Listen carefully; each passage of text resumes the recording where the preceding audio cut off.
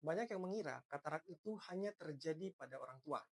Tapi tahukah kamu, bayi baru lahir pun bisa mengalami katarak.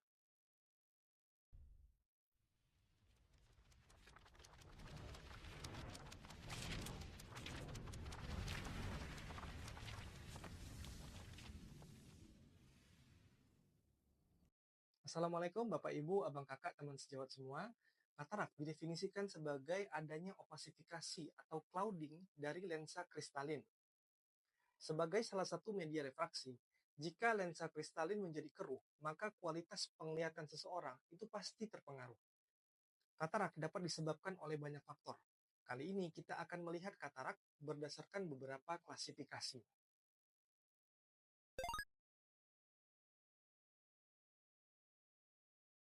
Berdasarkan tingkat kematangan dari opacity lensanya, katarak dapat kita bagi menjadi yang pertama itu katarak imatur, yaitu saat lensa kristalinnya mengalami opasifikasi di sebagian lensanya.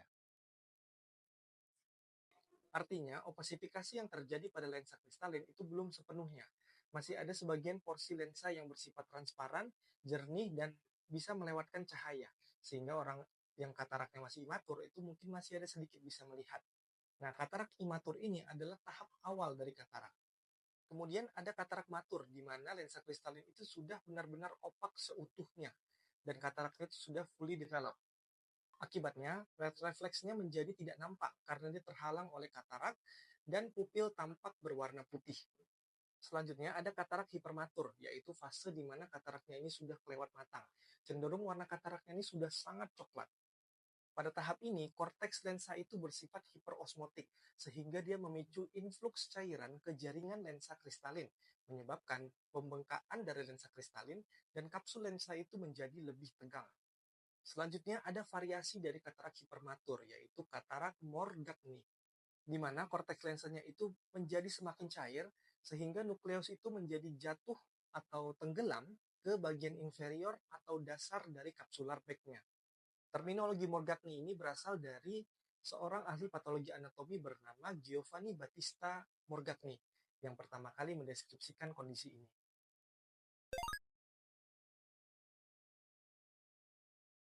Secara anatomi, lensa mata itu terbagi menjadi kapsul, korteks, dan nukleusnya.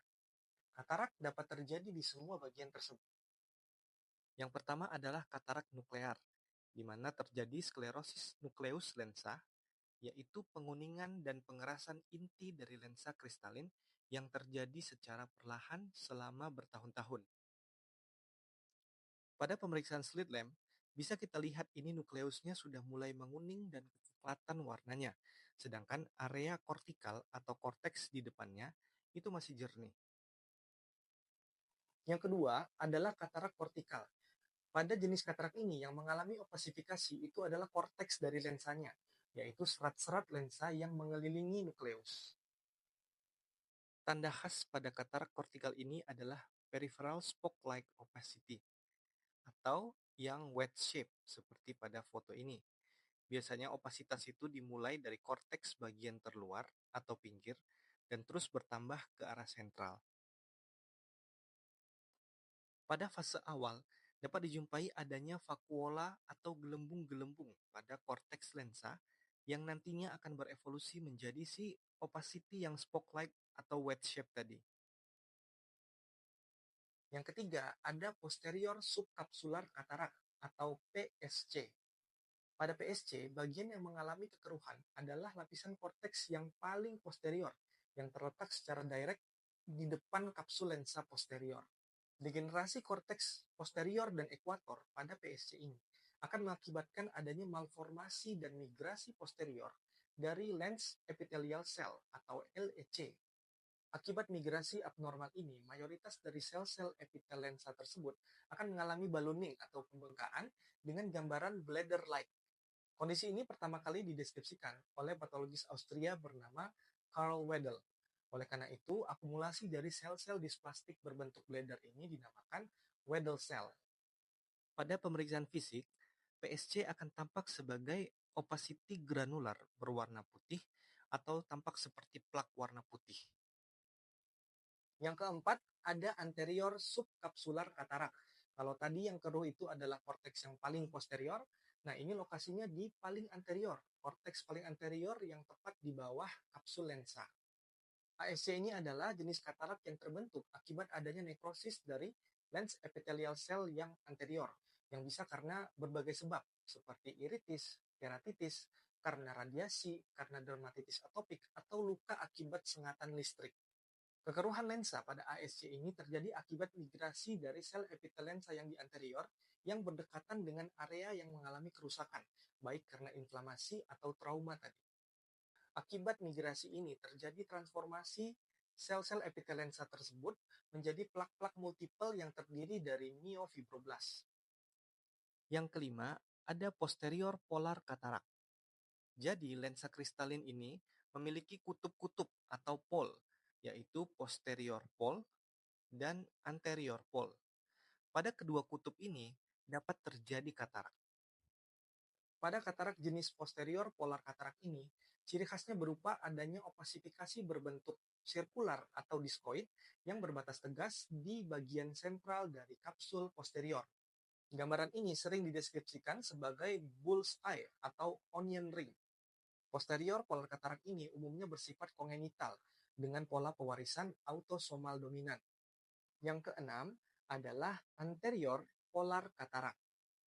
Katarak tipe ini bersifat kongenital dan kekeruhan terjadi di kapsul anterior lensa, khususnya di bagian kutub anterior dan korteks subkapsular di anteriornya.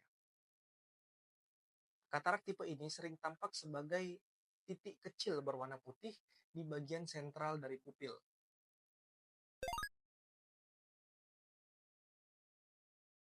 Yang pertama adalah katarak senilis, yaitu katarak yang terjadi akibat degenerasi sel-sel lensa akibat penuaan. Mayoritas individu yang berusia di atas 50 tahun mungkin secara perlahan itu sudah mulai mengalami katarak tipe ini.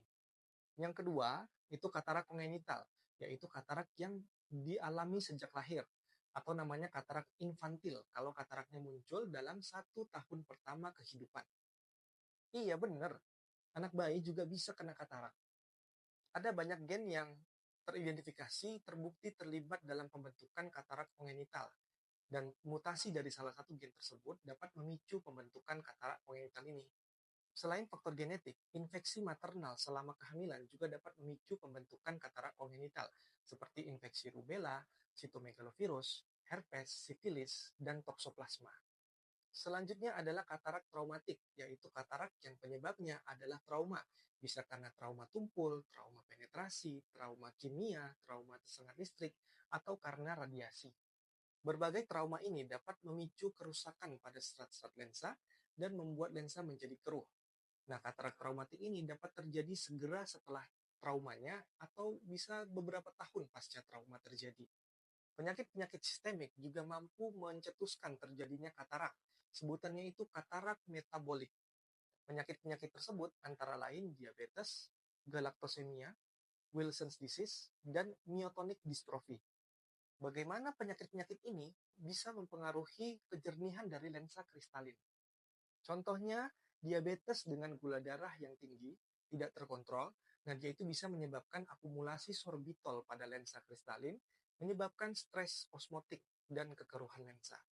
Kemudian, galaktosemia, yaitu suatu kondisi di mana tubuh itu tidak mampu memproses galaktosa, sehingga menyebabkan akumulasi galaktitol di lensa dan menyebabkan katarak metabolik. Nah, kemudian katarak juga dapat terjadi secara iatrogenik, yaitu karena prosedur medis atau obat-obatan. Penggunaan steroid atau glukokortikoid jangka panjang atau dosis tinggi itu merupakan faktor risiko terbentuknya katarak. Ini berlaku untuk steroid yang oral, inhalasi, ataupun steroid yang topikal. Obat ini mampu menginduksi perubahan pada lens epithelial cell dengan mengintervensi proses transkripsi gen pada sel-sel tersebut. Like video ini, subscribe ke channel Dr. Gilang Syawali Mata, dan klik icon bell untuk notifikasi video-video berikutnya. Semoga berkah. Assalamualaikum warahmatullahi wabarakatuh.